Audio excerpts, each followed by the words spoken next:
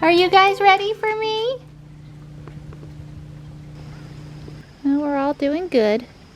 They're waiting to see. They're all coming over here because they're trying to spy whatever Tux has. A couple days ago, it looked like the deer ran through the canna lilies and broke a couple of the stems. Like somebody got up in there and then wanted out and just busted through. Oh well. Hey, Panther. Hey, Gray, you guys should eat a little bit more.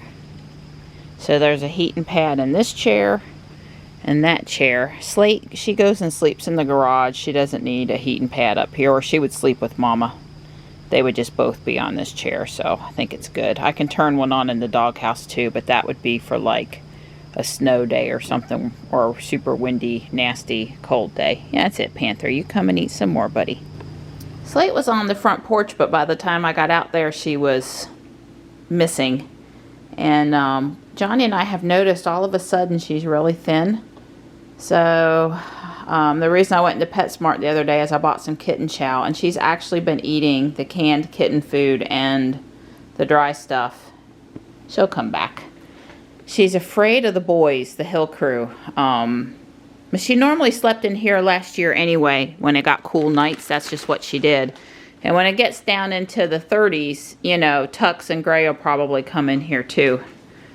At any point, I'm trying to fatten her back up, and/or I might need to take her to the vet and get blood work done.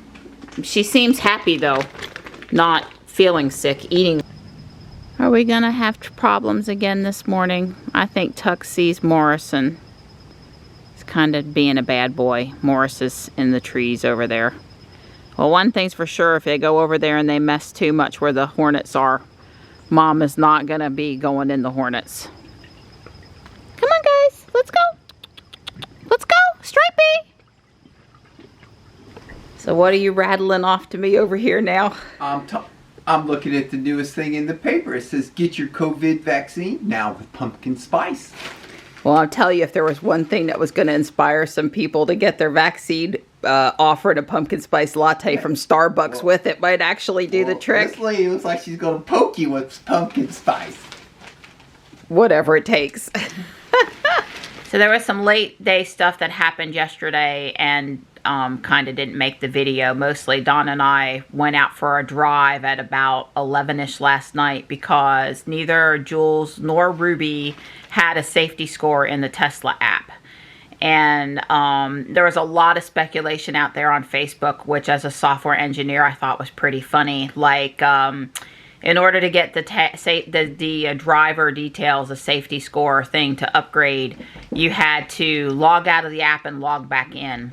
Or you had to close the Tesla app on your phone and restart it. Or a few people deleted the app and then reinstalled it. And I'm just telling these people that it showing up after they did something along the lines was not causation. It was just coincidence.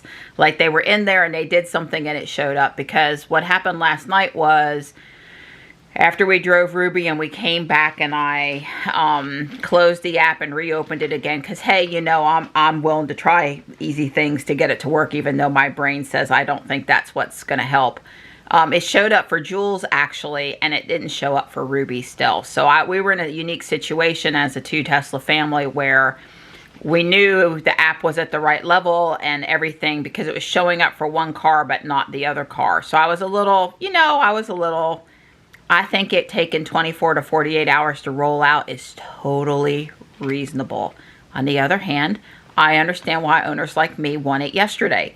So, and are impatient for it to happen. At any point, it has shown up for Ruby this morning. The tab has shown up, but it says I need to make my first drive. So all of that autopilot stuff yesterday and me being careful and driving up to the NC State Carter Finley football game, the stadium up there, it did nothing for me because I have no driving data in there. That's okay. I'll take Ruby out today and I'll get some data. I don't know that we'll take her to the park this morning, but I will drive her today to get some data. Don got some data. I think he wishes maybe he didn't get his data. He was telling me in advance of seeing his score. Can I share your score? Yeah, sure, absolutely. Don's score is a 71. There was an Audi on US 1 when we were... I don't know. At one point yesterday, Don had some driving experience with another driver that wasn't so good that caused him to change lanes unexpectedly and kind of do a hard stop. And he had an incident. And yeah, he had stuff happen. He sort of thought the score probably wouldn't be too good for that drive. And it turned out it wasn't. It was a 71. We were joking about, you know, high school test scores. It's like kind of being back in school, all that good stuff. So anyway, I think we're set up with both cars now to collect driving data. And Don will be back on his best behavior today because... No, I'm not. Yes, you are. Look, Elon, you need to give people like me, us crappy drivers. You don't want us driving. You want the car driving instead of us crappy drivers. So you need to give me the beta. And all those good drivers like Kitten, just, you know, let her do without the beta because she doesn't need it. She's a good driver. You need to give it to the poor drivers like me. Well, one thing a friend of ours said is that, you know, it really makes no sense. You can get the beta turned on for your car and then you can turn the driving over to anyone. Yeah. So this whole be careful, you know, to have it turned on, it doesn't, on the surface, it seems to help Tesla protect themselves from litigation. But on the other hand, and maybe it still does because you're responsible because you turned the car over to your friend. But to think that it keeps people off the road that maybe shouldn't be using the beta, I'm not sure that we could. I certainly think we could not say that. So, and then there were a lot of people on Facebook last night that are all upset that they paid for full self-driving and then they can't use it. And people tried to explain, well, it's still in beta. And then people said, well, it'll be in beta for the next 10 years. So that everything, the autopilot, all these summons, it's all still in beta. So when will it not be in beta? And, you know, I really, to me, honestly, if you bought FSD thinking that it was going to be released and in your hands and full function, like within 6 months to a year of you buying it, I put that back on you for not doing your research about it. You know, I think Don and I, maybe 4 years ago, we thought by now we would have something, but we certainly didn't go into it thinking, you know, when we got Ruby, we certainly didn't go into it thinking we were going to have anything in the 12 to 24 months, 36 months after we got the car because we were informed about what it would actually take to provide the function. We're hoping it'll be ready by the time we can't drive ourselves places and we're old and we need the car to take us. So that, you know, that's plenty of years in the future for Tesla to get this right. So we'll keep on helping advance the software, but I don't know. To me, some of the people in the Facebook groups, if they're posting that stuff, hoping I'm going to pat them on the back and tell them how sorry I am or whatever, that's not going to happen.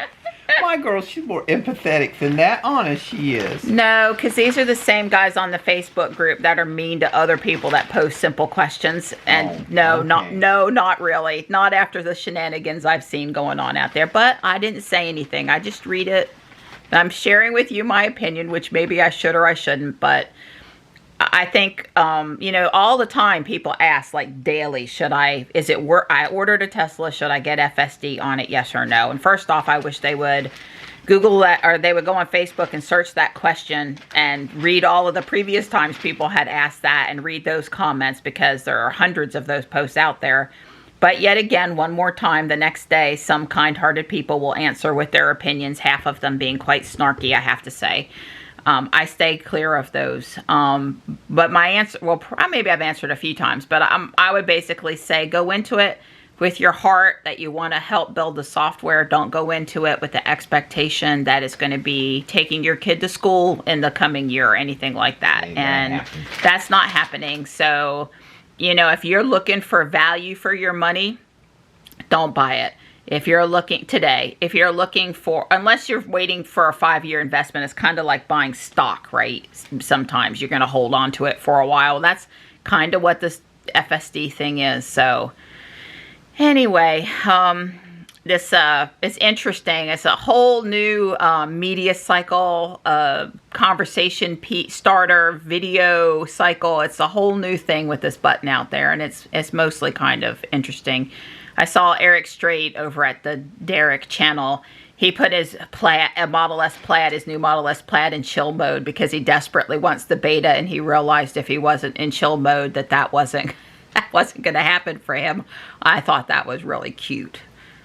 We'll see how long he can stay in chill mode. Ruby has still not ever been in chill mode. Not happening. Not with kitten driving. Well, it's a Tesla. I mean, I don't want to handicap it.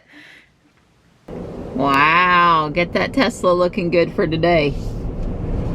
You better be driving good. Not me. So one of the guys on Facebook last night said that this was the new hypermiling.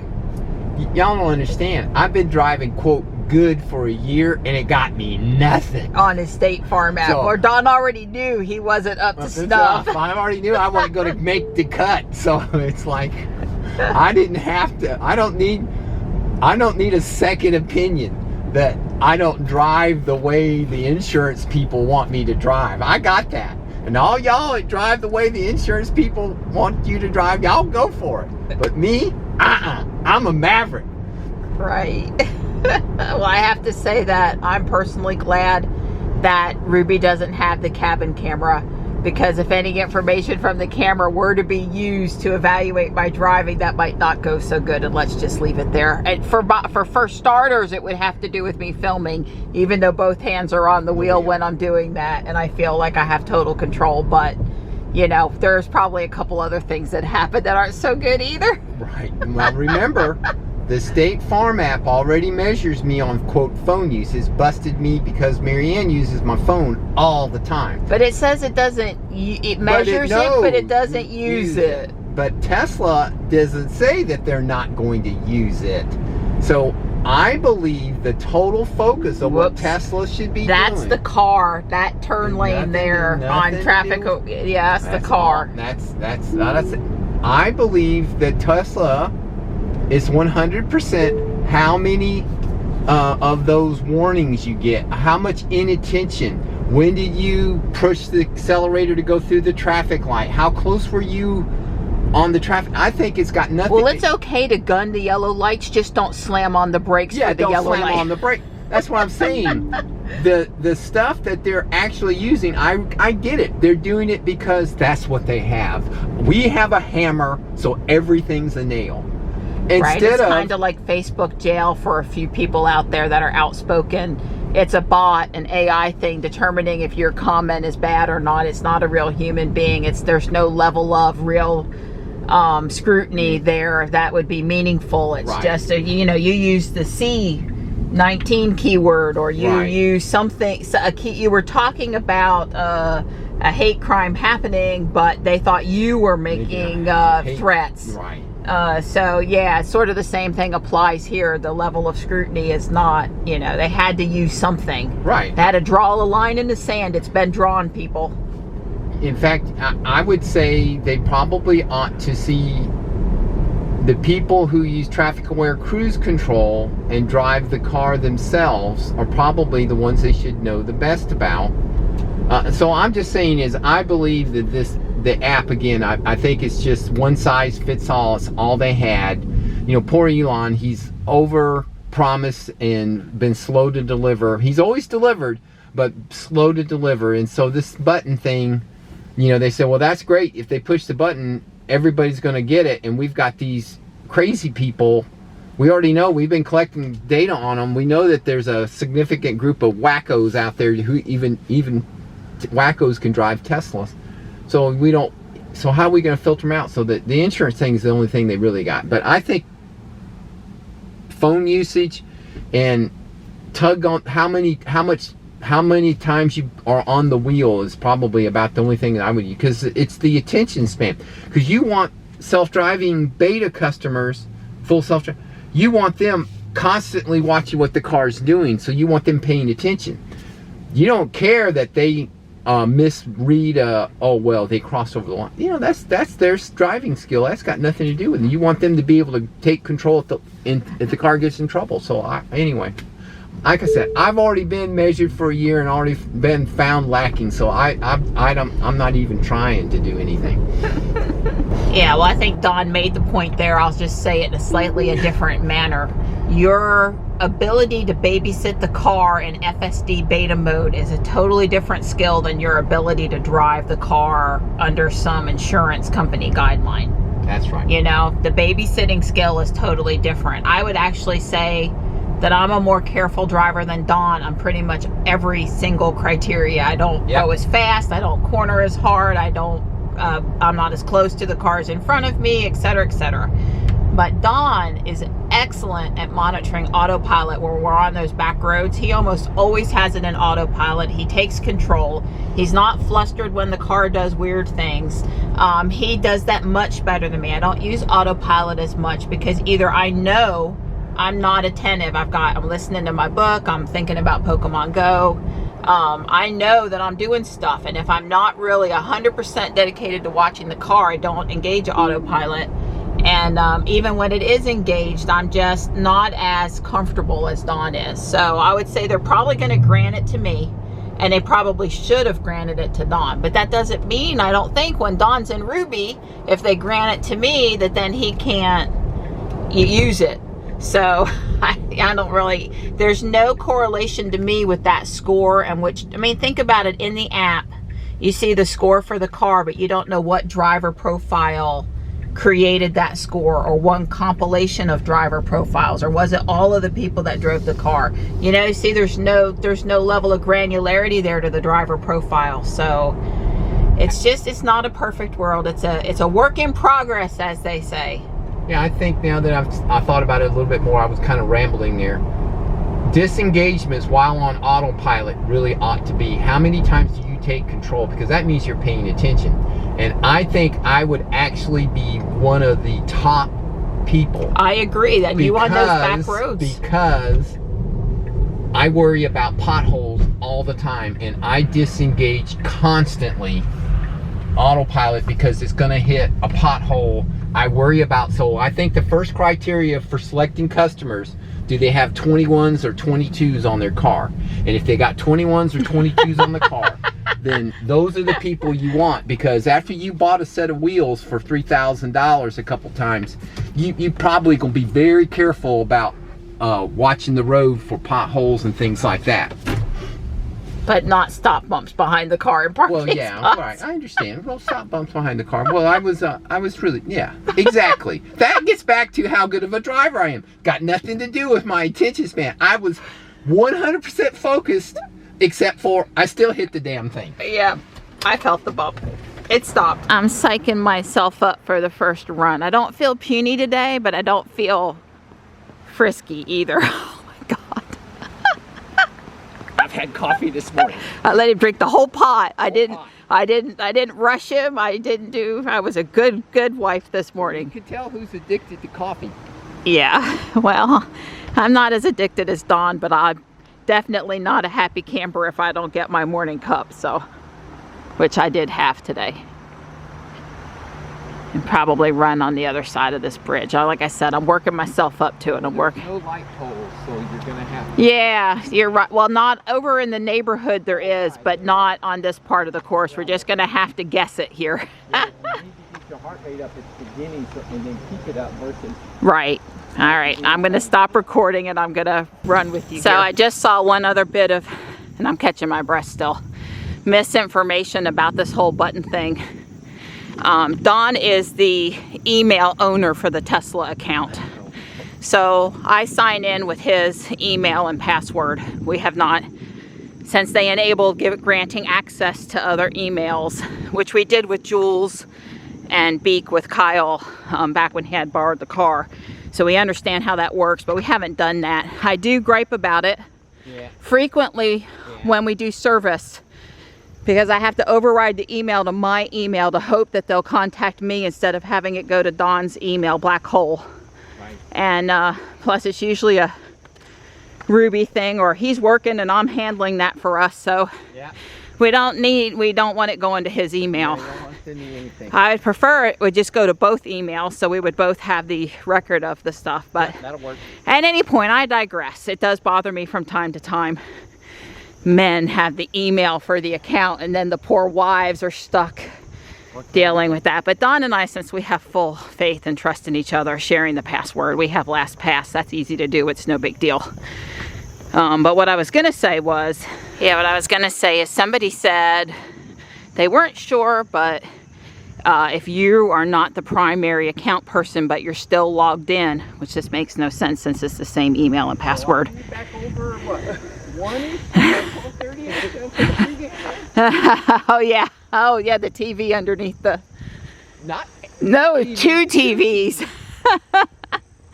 Yeah, he's got the setup for sure.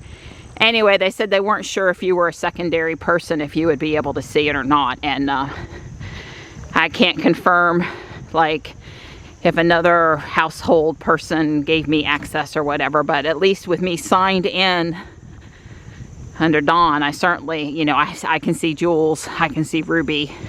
Don actually can't see a thing because he's Android. And what is up with that, people? Come on, this is 2021 and Android and iOS are pretty similar, and you don't release it for one without releasing it for the other, in my humble opinion. And it means that Google employees like their job better than Apple employees. More Apple people went to Elon than Google people. Yeah, maybe. But at any point, I think in a 2 Tesla household, or even a 1 Tesla household, but multiple people are signing into the account from different phones, no problem with seeing the score. And also, I think if you are a household with only Android devices and you need to want to see your score, you're going to have to find a trusted individual to share your account access with, so they can install the app on their phone and bring it up for you, I think, you know. And, you know, you could do that and then change the password. So, you know, there would be ways to temporarily, but, you know, I'm thinking a sibling, a parent, a spouse, a best friend, you know, like somebody in your inner circle you really trust. What's the worst they're going to do? Honk your horn when you don't expect it? And hopefully they wouldn't know how to do that. And B, they wouldn't do that anyway. Although I know wives in the diva form, they do that to their significant others all the time because they think it's funny. Turn on the heat seater in the middle of the summer while they're driving down the interstate. Honk the horn. What do those poor guys do to deserve that? And just play in. Some people like to be practical jokers more than others, but I suppose it could be the do in the doghouse also, right? Well, my heart rate went back down to 122 really fast. So the jokester over here this morning, Full of caffeine. I'm not letting him. Next Sunday? Oh, heck no. 1 cup and we're out of there. As he took off again. But It got up to 168 again. That should be good for a while now. Yeah, we're walking uphill. Yeah, and we're walking uphill. Oh, joy. The water's a little higher today, and the wind is blowing it in this direction, so it's spilling a little louder than it has been. Good morning, pretty water spot. We're late on our walk this morning because we relaxed. We're on that Sunday morning schedule, but it is still morning. It's in the 10 hour time frame, 10 a.m. time frame. There is quite the breeze, quite the breeze. Okay, apparently the orange kitty makes lots of friends on the trail. What a good kitty. We drove, listen to me. We ran all the way from the lift station across all those houses, 5 manhole cover distances. And I'm, you know, got my heart rate back up. I'm not going to be at the end of the trail and needing... Probably maybe a 1.5 tenths, maybe 2 tenths of a mile straight. Well, we did that at an all-day pace. Versus earlier where I only did a little bit shorter distance. I tried to sprint. Well, you always look good. Doesn't she look good in her little outfit there? We were debating 1080p or 4K. The camera was getting hot. I just want to say that after we started running and walking, I feel perky, frisky, better. Yeah. So you got to get out there even when you don't feel like getting out there, just saying, because once you start to exercise, I think that in general, you feel better. And Don and I were talking about, I feel up to doing more. Yep, we have to run to get our heart up. Well, just in general, all the time, right? I feel like doing more. And I also am doing some things that I had stopped doing, and there's been lots of positives. Yeah. So get out there today and take a walk in the pretty weather if you can. Yeah, the autumn is beautiful here in North Carolina. I'm such an overachiever. I'm at 41 of 30 exercise minutes now. We still have at least 7 minutes or 8 minutes of walk to go. Yeah, and I'm not saying for sure that when we get to that flat, shady part approaching the parking lot that we won't go one more time. Hey, I can't help it. I'm a cup half full person. And I'm a, if a little is good, more is better person. And born couch potato. But that's why we're together. See, you slow me down so I don't live my life at 200 miles per hour all the time. And I speed you up a little bit so that you don't miss out on a few things that you would if you were left on the couch. So that's why we're good together, in my opinion. Yep. And I stand by it. I agree. I love my pretty girl. Walking past, I saw this mushroom in the hobbit hole, or the fairy door, or whatever you want to call it. That is a very cool picture. Okay, give me good news about our time. Okay. Although we did not run there at the very end like we talked about maybe doing. Yeah, it was an hour, 1 minute and 40 seconds, 3.31 miles, 305 calories, 7,042 steps, and drum roll, here here it comes. And it was 18 minutes and 35 seconds per mile. Okay, I'm not ecstatic because it's not 17 something, but I'll take it.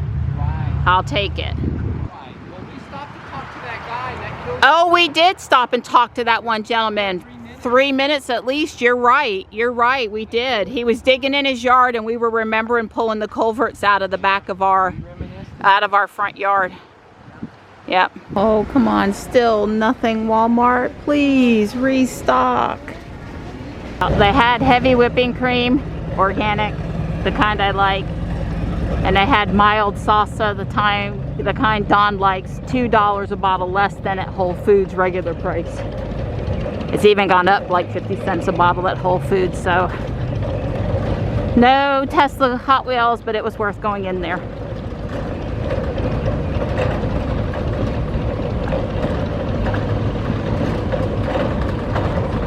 She thinks we don't see her. Well, I'm going to stop a little short not to scare her. We have a special visitor today.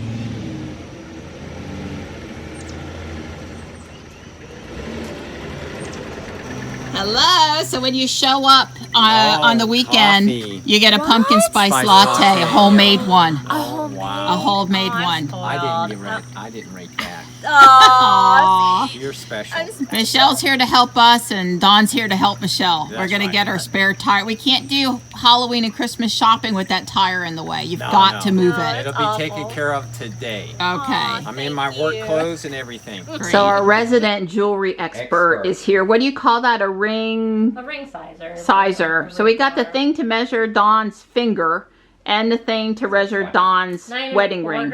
9 1/4. So probably like a 9.5 would be the best. Yeah. Okay. We're going to have Dawn made for our 5th wedding anniversary, which is coming up here in a few weeks. So we may not have it in time for the wedding anniversary. We're going to have him Tesla ring made. Oh, that's right, because that's only like 9 days. Yeah. Oh, wow. Yeah. So it probably won't, maybe Christmas present. Right.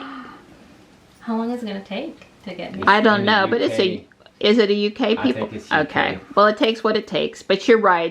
Well, at least we've got it ordered by anniversary. That's right. I'm sorry I wasn't more on the ball on the stick. Put your current ring in your hand. Okay. So Dawn had a nice wedding ring that was two-tone white and yellow gold. Yeah. But he lost so much weight it wouldn't stay on his finger. And then Michelle and I were at Guardian Angel one day, and I really like this ring. I do too. And it, you know, it's not about the cost; it's about it, and it's very. This is sort of a wood grain. Yep. And we like it just fine. So the one we're going to order, the company does these resin sort of outside things, look very similar to that ring. I agree. Oh, so it's gonna be that thick all the way Yeah. on your finger. Yeah, I'm sure. This is yeah, and then you just have to. It's gonna be better than these. Right, because those are Yeah. Because I even have the thicker ones too. Oh, that would be closer because that's like. I knew you had all the tools. I knew.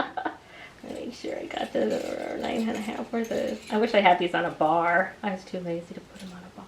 There. All right. Let's see that one. Yeah, that one. Oh be yes, better. that's much better. 9.5 would be good. 9.5. All right, we're comfortable with that. So I can go back to work now. You can now go. Yeah, the tire is behind the driver's seat. Yeah. I better. The key. Okay, and let me. I have to get the tools out. Well, that's okay. I can take care of that too. Oh, but I have to find them for you. They're in the back. I just had to. We're good. We're good? Really? I have to say, although it's ingenious, Watch Pat for his phone. Oh yes. Sure.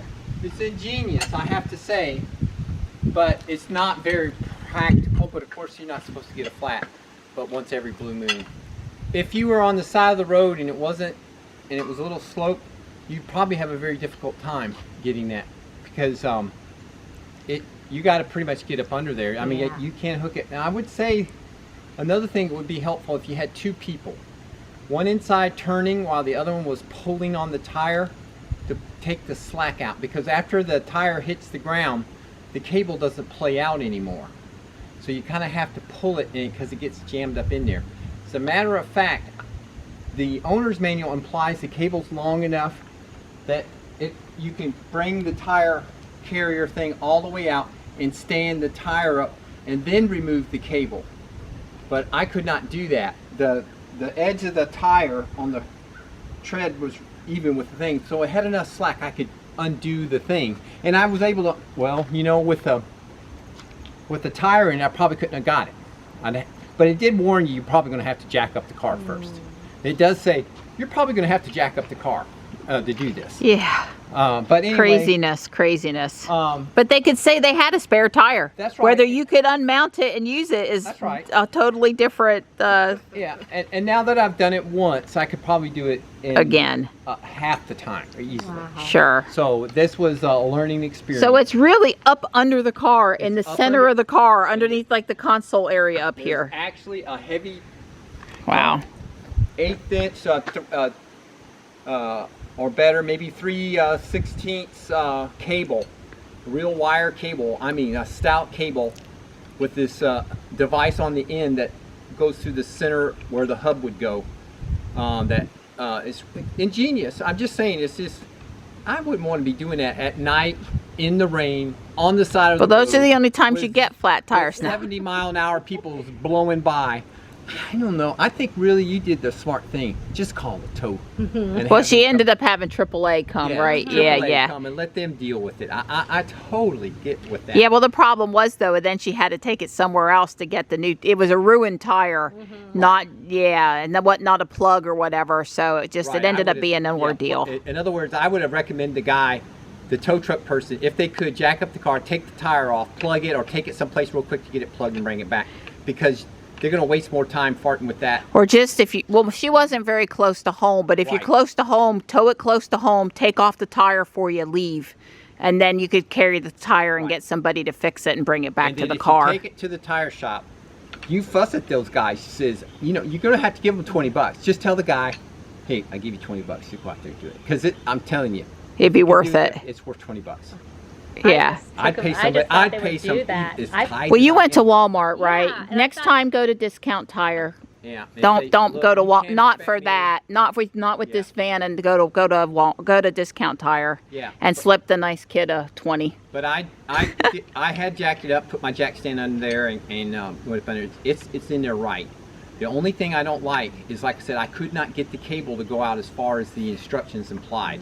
But they might have wrote those instructions back before they needed to save like 20 cents on that extra 2 feet of cable. you know, after all that probably saved him 20 cents. And so, you know. But it's not coming down until somebody takes it down. You're comfy about it. Yeah. Good. It's not coming down until somebody deliberately takes it. Now, Okay. is there a little plastic cover over that? Yes, I have. Well, I don't know where that was. So, Okay. all right. I just threw it somewhere in Hey, there. there's Michelle's minivan. Yeah, the tools are in the back, like in the Honda Odyssey. Although in the Honda Odyssey, the tire's also there too.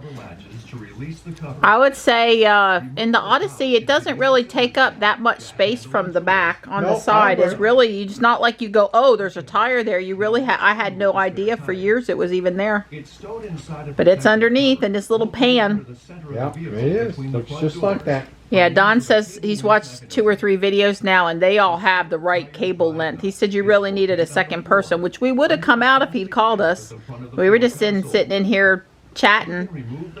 But yeah. So you had to move the console out of the way, huh? Pretty much. Put your tools together. Yeah, okay. You got to turn that thing, huh? You got it. That's right. Special little square bolt. Yep.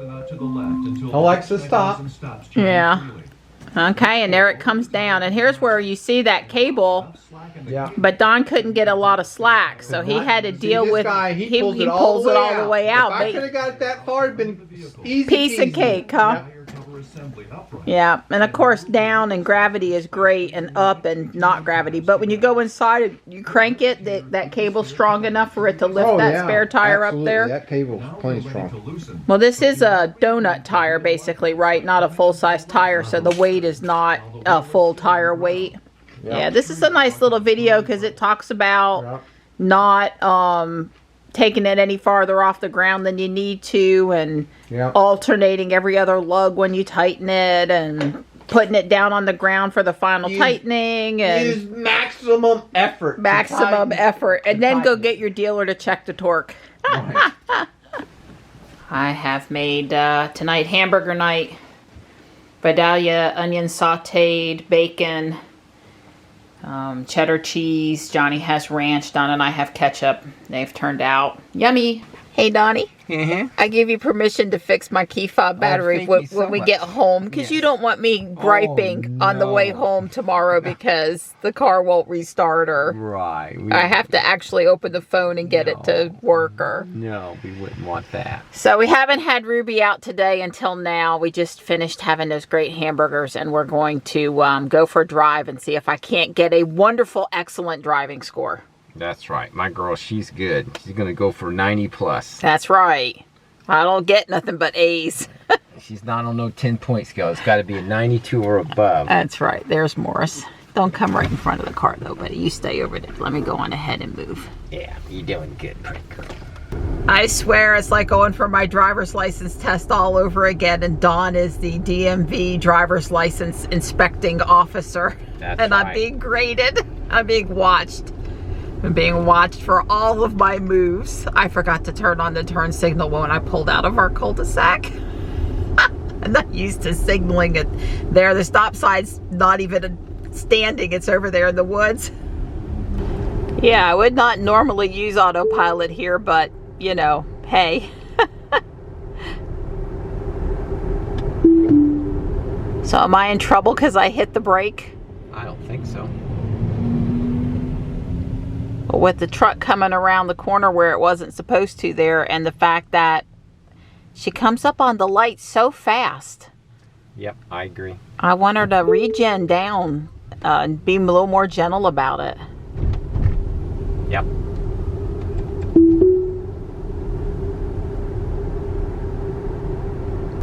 Well, I had a disengagement that probably wasn't too good, but I don't think I had any accelerations following too close or any of that other stuff, so we'll see. I don't know. Dawn's going to have to live with me if my driving score is not good for the rest of the night. I think tomorrow, right, if it's anything less than an A, I am going to be apoplectic. It's like, I mean, you know, come on now. I didn't make nothing less than an A in high school, so that's not acceptable. I'm a perfectionist. I can't deal with that, and trying to please Elon and drive the way I think they want me to drive. It was, you know, I engaged autopilot in a few places I normally wouldn't have engaged it, and Yeah, I think advice to myself tomorrow morning on the way to and from school would be to just drive like I normally drive and try to forget that the car's grating me. It's a whole new level of stress. You're the best. Aww. We have this deal. I make hamburgers and he cleans the waffle iron and the stove. Yeah. It's lots of steps to get the hamburgers. I mean, with the making the homemade waffle things. Right. All right, but it's the moment of truth in the Tesla app here. Do I have a driving score, and what is it I have not looked in advance? Safety score. Dum da dum dum. Dum da dum dum. 100! I got 100! I got 100! That's the only score that's acceptable to my speed. Oh my God! Now I'm gonna have to keep it 100 on all times. Yeah. Goodness gracious. Well, we could repeat that drive every night if we just didn't do any other drives, and that would probably be easy to, you know, keep up with. Yeah, I'm thinking you're right on that. Way cool. So, forward collision warnings, hard braking, aggressive turning, unsafe following, forced autopilot disengagements. I'm finding that hard to believe, actually. We'll check back in a little while, but okay. I mean, I didn't do any hard braking. There were no forward collision warnings or aggressive turns. I'd hardly followed anybody, so I don't know how it could have been unsafe. And the only one I thought I might get dinged on was the forced autopilot disengagement. Disengage it once. Yeah, so we'll see. Well, maybe that's it disengaging because you're not doing what you're supposed to do. Not jerking the wheel to take control because you're actually paying attention. That one time I wasn't happy where the construction sign was relative to the car. That's right. And I took control. I'm sure she would have been fine, but I don't take chances with my car. So